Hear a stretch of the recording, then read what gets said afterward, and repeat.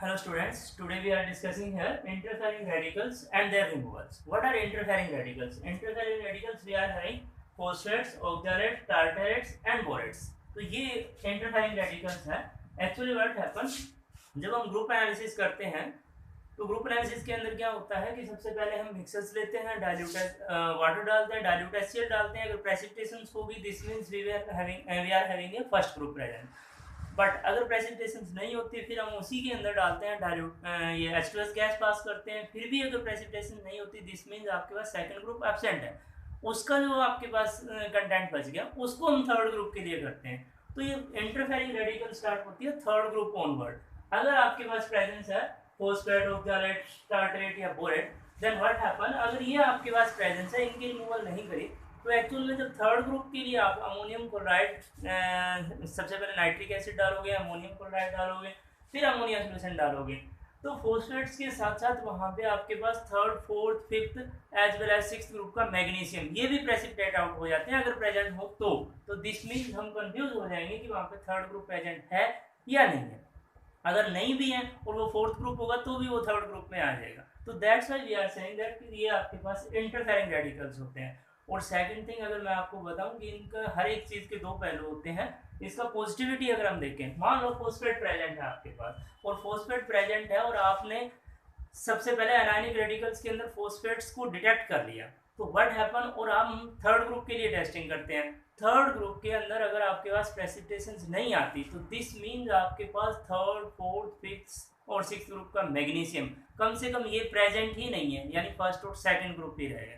तो that's why we consider कि अगर इनकी पॉजिटिविटी देखें तो फॉस्फेट है अगर आपने पहले डिटेक्ट कर लिया तो वो third, fourth, fifth, sixth group की एब्सेंस भी शो करेगा अगर थर्ड ग्रुप में प्रेसिपिटेशंस नहीं आते तो, और सिक्स्थ ग्रुप में ओनली मैग्नीशियम का. अब देखिए इनकी रिमूवल कैसे करते हैं. सबसे पहले रिमूवल है रिमूवल ऑफ फॉस्फेट. अगर हम रिमूवल ऑफ फॉस्फेट्स की बात करें तो रिमूवल ऑफ फॉस्फेट्स कैसे कर सकते हैं. देखिए इसके लिए एक है जिरकोनाइल मेथड. तो जिरकोनाइल मेथड्स में क्या करते हैं, हम 10 ml of the solutions from the for group third जो आपके पास आया वो लिया हमने, drop of HCl slightly acidic कर लीजिए, हीट करिए इसको. हीट करने के बाद 0.5 gram ammonium chloride, I am saying that 0.5, there is no need to weighing it, थोड़ा सा डाल दीजिए अमोनियम क्लोराइड. क्लियर सॉल्यूशन बन जाता है आपके पास. जब क्लियर सॉल्यूशन बन जाता है उसको वार्म करिए on water bath. What we will get, जब आपके पास सॉल्यूशन है वार्म करने के बाद सेंट्रीफ्यूज कर दीजिए इसको. सेंट्रीफ्यूज करते ही आपके पास एक रेजिड्यू आ जाते हैं, एक सेंट्रीफ्यूगेट आ जाता है. जो रेजिड्यूज है आपके पास वो क्या रेजिड्यूज है कि जो जिरकोनाइल नाइट्रेट डाला था आपने, जिरकोनाइल नाइट्रेट प्लस जो फॉस्फेट फॉर्म के अंदर है, डाइल्यूट HCl ऑलरेडी डाला हुआ है आपका, तो ये व्हाइट प्रेसिपिटेट आ जाते हैं आपके पास. जिरकोनियम जिरकोनाइल जो आपके पास है वो फॉस्फेट सारा का सारा प्रेसिपिटेट आउट हो जाता है, यानी व्हाइट प्रेसिपिटेट के फॉर्म में बन जाता है आपके पास. अब हमारे पास क्या हुआ कि भी जो आपके पास ये तो रिमूवल कर दिया हमने, ये रिमूवल करने के बाद जो सॉल्यूशन बच गया दैट इज सेंट्रीफ्यूगेट. तो ये जो सेंट्रीफ्यूगेट है वो फोर्थ ग्रुप के लिए या थर्ड ग्रुप के लिए भी हम टेस्टिंग कर सकते हैं फर्दर. तो ये यहाँ पे थर्ड ग्रुप के लिए भी, फोर्थ ग्रुप के लिए भी, फिफ्थ, और जब आपने करना है तो ये फॉस्फेट की कंप्लीटली रिमूवल होगी. तो by this method we can remove the water phosphates. Next देखिए ऑक्सलेट्स या टार्टरेट को अगर आपके पास, these are also interfering radicals. क्या करेंगे इसके लिए भी, हम सॉल्यूशन है आपका या मिक्सर्स है जो भी फ्रॉम द ग्रुप सेकंड जो आपके पास आया, हम क्या करते हैं कि भी जो सेकंड ग्रुप ऑनवर्ड जो आपके पास कंटेंट आया उसमें कंसंट्रेटेड नाइट्रिक एसिड या फिर कंसंट्रेटेड H2SO4 डालिए और उसको हीट कर दीजिए. Upon heating what happen is a very simple method कि जो आपके पास कंसंट्रेटेड नाइट्रिक एसिड है या H2SO4 है, they will actually decompose the oxalates या आपके पास जो टार्टरेट है तो डीकंपोज कर देते हैं. डीकंपोज करने के बाद ये इवेपोरेट हो जाता है और वो आपके पास जो सॉल्यूशन नेक्स्ट बच गया that is use for the water third, fourth and fifth group.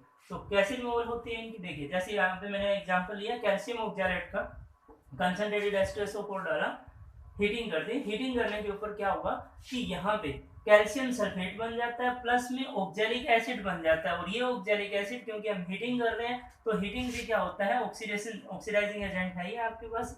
तो इसके अंदर क्या होगा, हीटिंग से CO2 बन के रिमूव हो जाती है, H2O बन जाता है. तो अब आपके पास जो कंटेंट बच गया that is use for the water third group analysis as well as fourth या फिफ्थ जो हमने करनी है. तो in this way we have remove the oxalates here. Similarly अगर आपके पास टार्टरेट है तो वो देखिए दिस इज कैल्शियम टार्टरेट।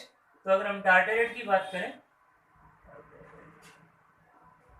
क्या होगा, जैसे मैंने यहाँ पे कंसंट्रेटेड नाइट्रिक एसिड लिया, कंसंट्रेटेड नाइट्रिक एसिड लेके अगर आप इसको हीट करते हो तो अगेन वही है, कैल्शियम नाइट्रेट बन जाता है, प्लस में आपके पास टार्टेरिक एसिड बन जाता है। हमने ऑक्सीडाइजिंग एजेंट है HNO3 यहाँ पे हीटिंग कर ही रहे हैं, तो इससे क्या होगा, अगेन CO2 कार्बन और आपके पास वाटर बन जाता है, तो CO2 रिमूवल हो गया। तो in this way we have also remove here the water tartrates. Another one देखिए बोरेट्स है, अगर आपके पास बोरेट्स अगर आपके पास है BO3 2 नेगेटिव, ये बोरेट्स है, सॉल्यूशंस है या मिक्सेस है, आफ्टर जो सेकंड ग्रुप है उसको हम हीट करेंगे in the presence of concentrated HCl और 2 to 3 टाइम्स करेंगे हम, इवेपोरेट कर दिया, फिर आपने डाल दिया थोड़ा सा कंसंट्रेटेड HCl, फिर आपने हीटिंग करी इसकी, तो 2 to 3 टाइम्स करने के बाद actually what happen, boric acid बनता है जो कि आपके पास वोलेटाइल होता है और वोलेटाइलाइज हो जाता है। इससे क्या हुआ कि जैसे सोडियम बोरेट था, मान लो आपके पास कंसंट्रेटेड HCl डाला आपने, कंसंट्रेटेड HCl डालकर इसको हीट कर दिया, हीट करने से बोरिक एसिड बना जो कि आपके पास इवेपोरेट हो गया।